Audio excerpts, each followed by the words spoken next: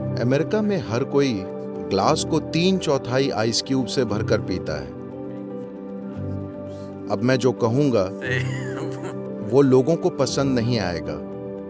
अगर आप एक विद्यार्थी हैं, फिर आपको 8 डिग्री अंतर के साथ पानी पीना चाहिए।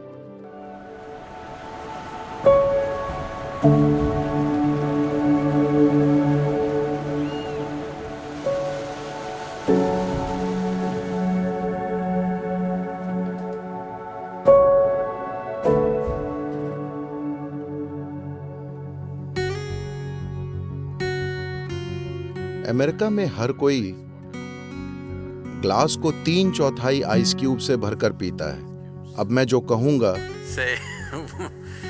वो लोगों को पसंद नहीं आएगा। जब योगिक संस्कृति में अगर आप एक योगी हैं, अगर आप आंतरिक रूपांतरण के मार्ग पर हैं, आप अपने सिस्टम को संभावना के एक दूसरे आयाम में रूपांतरित करना चाहते हैं, फिर आप सिर्फ 4 डिग्री अधिक या कम तापमान वाला पानी पीते हैं। यानी आपके शरीर का सामान्य तापमान करीब 36 डिग्री सेंटीग्रेड होता है, तो आप 40 या 32 डिग्री तापमान तक का पानी पी सकते हैं। ये पानी पीने का बेहतरीन तरीका है। अगर आप एक विद्यार्थी हैं, यानी आप ज्ञान को ग्रहण करना चाहते हैं, आप रूपांतरण की खोज में नहीं हैं, आपको सिर्फ ज्ञान ग्रहण करने में दिलचस्पी है, फिर आपको 8 डिग्री अंतर के साथ पानी पीना चाहिए। यानी आप 44 डिग्री और 28 डिग्री तक पानी पी सकते हैं। अगर आप एक गृहस्थ हैं जिसे किसी रूपांतरण या ज्ञान में दिलचस्पी नहीं है, आप सिर्फ अपनी पत्नी और बच्चों और पति को संभालना चाहते हैं, सिर्फ यही आपका काम है, फिर आप दोनों ओर 12 डिग्री अंतर के साथ पानी पी सकते हैं। उसके आगे किसी के लिए भी अनुकूल नहीं माना जाता। तो ये कहना अलोकप्रिय है, मगर ये महत्वपूर्ण है कि आप जो भी पिएं वो कहीं न कहीं शरीर के तापमान की रेंज में हो, उससे अधिक अलग नहीं, क्योंकि शरीर के तापमान से बहुत अधिक अलग पानी या किसी अन्य पदार्थ का सेवन करने से शरीर के अंदर पानी के बर्ताव में गड़बड़ी आ जाती है। मैं जानता हूं कि आइसक्रीम पसंद करने वाले लोग और अब मुझ पर चिल्लाएंगे। मैं सिर्फ आपको आदर्श स्थितियां बता रहा हूं। आप में से कितने लोग आदर्श रेंज में या उसके प्रति चेतन रहना चाहते हैं? जहां भी संभव हो वहां उसमें रहना एक अच्छी बात है। अगर आपको प्यास नहीं लगती, अगर आप पानी नहीं पीते, तो कुछ नहीं होगा, आप ठीक रहेंगे। सिर्फ अमेरिका में अगर आप पानी नहीं पिएंगे तो आप मर जाएंगे।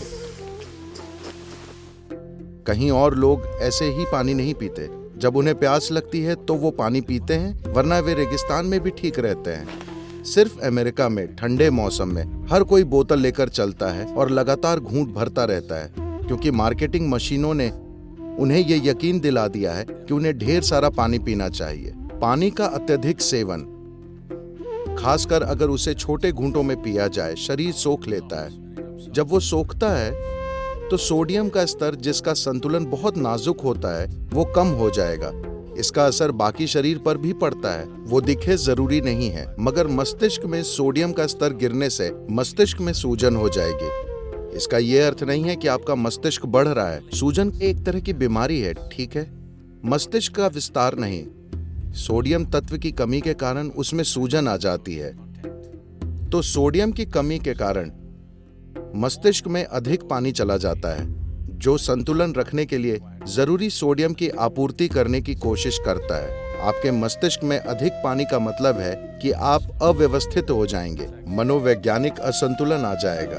देखिए, अगर आप एक बार में ढेर सारा पानी पीते हैं तो शरीर तय कर लेगा कि कितना सोखना है, कितना बाहर फेंकना है। लेकिन अगर आप दिन भर घूंट भरते रहेंगे तो शरीर एक प्रकार से भ्रमित हो जाता है और जरूरत से अधिक पानी सोख लेता है। लेकिन मान लीजिए अभी आप 2 लीटर पानी पीते हैं, वो सारा शरीर में नहीं जाने वाला। जितनी जरूरत होगी वो ले लेगा, बाकी बाहर फेंक देगा। किसी को सिर्फ इसलिए पानी पीने की जरूरत नहीं है क्योंकि आपको लगता है कि ऐसा करना अच्छी चीज है। जब आपको प्यास लगे तो आपको पानी पीना चाहिए। ये पक्का करने के लिए आप पर्याप्त पानी पी रहे हैं, आप उससे 10% अधिक पीजिए, जितने की आपको जरूरत है। 1-2 कप ज्यादा, सिर्फ ये पक्का करने के लिए कि आप कम नहीं पी रहे। साथ ही जब आपको पानी की जरूरत है, जब आपको प्यास लगी है, अगर आप नहीं पीते तो ये आपके शरीर को नुकसान पहुंचाएगा। जब जरूरत पड़ने पर पानी शरीर में नहीं पहुंचता तो दिल को भारी नुकसान होता है। लेकिन जब मैं पानी कहता हूं तो ये सिर्फ द्रव के रूप में पानी पीना नहीं है। आपको अधिक पानी वाले खाद्य पदार्थ खाना चाहिए। अगर आप एक फल खाते हैं तो उसमें लगभग 90% पानी होता है। सब्जियों और बाकी चीजों में लगभग 70% पानी होता है। जब आप भोजन करें तो उसे कम से कम आपके शरीर में जल तत्व के प्रतिशत के बराबर होना चाहिए। तो आप जो भी खाएं उसमें कम से कम 70% जल तत्व होना चाहिए। इसलिए सब्जियों, फलों को आपके आहार का हिस्सा होना चाहिए ताकि वो मौजूद रहे।